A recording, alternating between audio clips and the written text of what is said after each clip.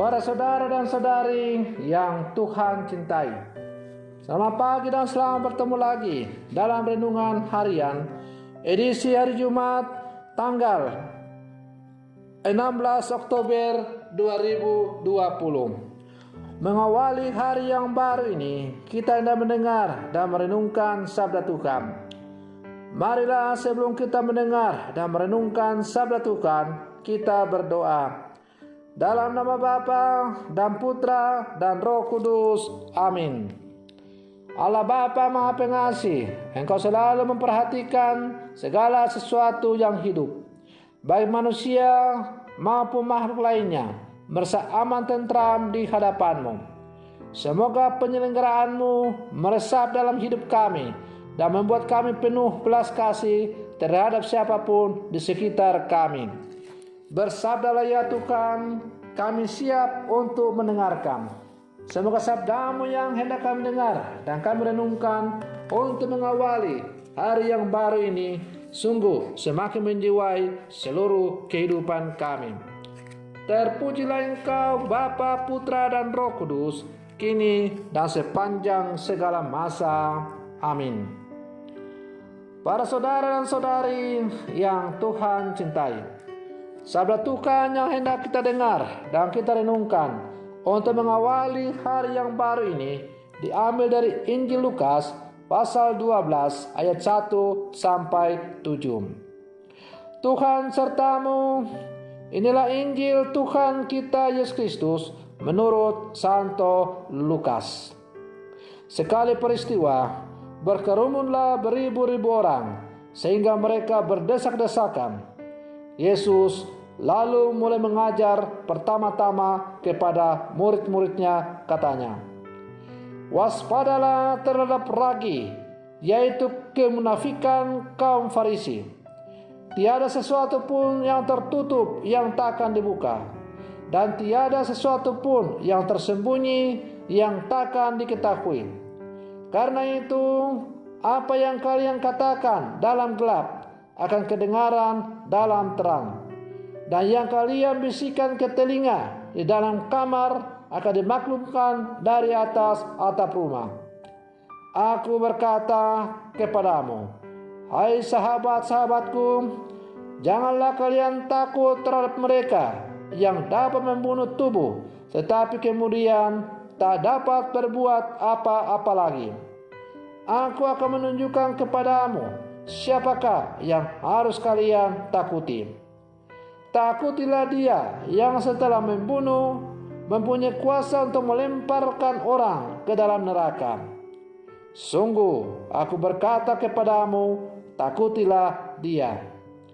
Bukankah burung pipit dijual 5 ekor 2 duit? Sungguh pun demikian, tidak seekor pun dilupakan Allah. Bahkan rambut kepalamu pun terhitung semuanya. Karena itu, jangan takut, karena kalian lebih berharga daripada banyak burung pipit." Demikianlah Injil Tuhan. Para saudara dan saudari yang Tuhan cintai, Santo Yohanes Paulus kedua terkenal dengan seruannya, "Hendaklah kamu tidak takut, lebarkanlah pintu hatimu bagi Kristus." Ia tidak takut menyuarakan seruan perdamaian dunia kepada para pemimpin bangsa-bangsa, terutama para pemimpin bangsa yang sedang berperang karena haus kekuasaan. Yohanes Paulus kedua juga tidak takut mengadakan berbagai perjalanan kegembalaan ke sejumlah negara walau di tengah ancaman. Bahkan kita masih ingat ketika Yohanes Paulus kedua sedang mengadakan audiens di lapangan Santo Petrus dan kemudiannya ditembak oleh seorang pemuda yang bernama Mehmet Alim.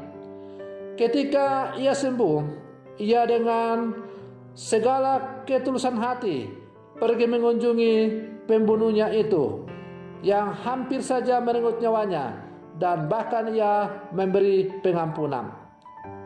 Pengampunan yang ia berikan itu akhirnya membuat si penembaknya itu bertobat dan menjadi seorang pengikut Yesus. Para saudara dan saudari yang Tuhan cintai, Yesus hari ini juga bahkan dalam kitabnya, dalam Injil, berulang-ulang kita dengar menyerukan kepada para murid supaya jangan takut. Yesus memberikan jaminan penyelenggaraan ilahi Allah bagi mereka. Betapa tidak, sedangkan burung pipit Allah jaga dan jamin hidupnya. Apalagi para murid Yesus, orang-orang yang disapa Yesus putra Bapa sebagai sahabat-sahabatnya. Yesus yakin Allah tak akan membiarkan sahabat-sahabatnya akan celaka dan binasa. Para murid mestinya memiliki apa yang dalam Mazmur dikatakan, takut akan Allah, yakni kepercayaan sepenuhnya akan Allah yang memberikan pahala bagi mereka yang taat dan hukuman bagi mereka yang tidak taat kepadanya. Inilah iman yang menyelamatkan Abraham. Inilah iman yang menyelamatkan, dan Abraham adalah contoh yang benar dan tepat bagaimana beriman kepada Allah. Para saudara dan saudari yang Tuhan cintai, dalam bacaan Injil yang tadi kita dengar, kita juga tadi mendengar bahwa Yesus mengatakan, janganlah kamu takut kepada mereka yang hanya mampu membinasakan tubuh, tetapi tidak bisa berkuasa untuk membinasakan jiwa.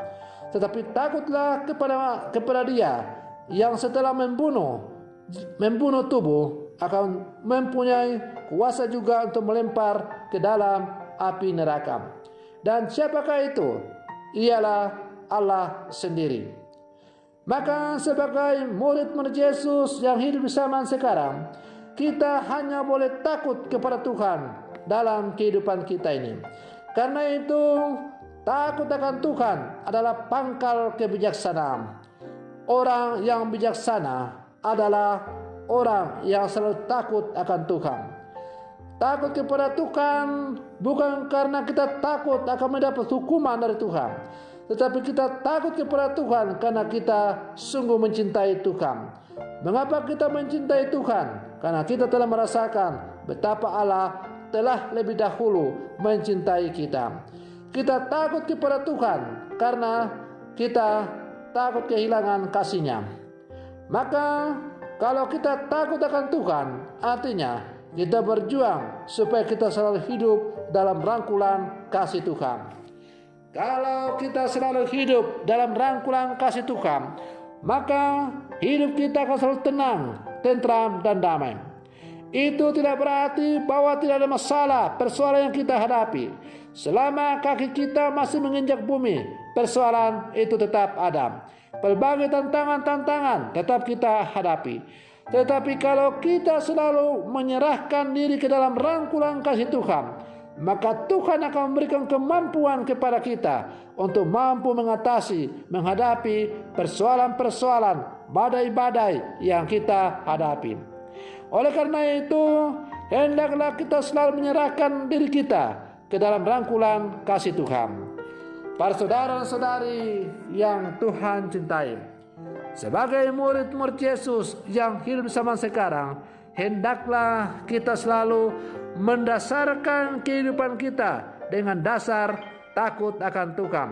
Kita takut kehilangan cinta Tuhan, dan karena itu kita akan selalu mencari kebijaksanaan Allah dalam seluruh kehidupan kita.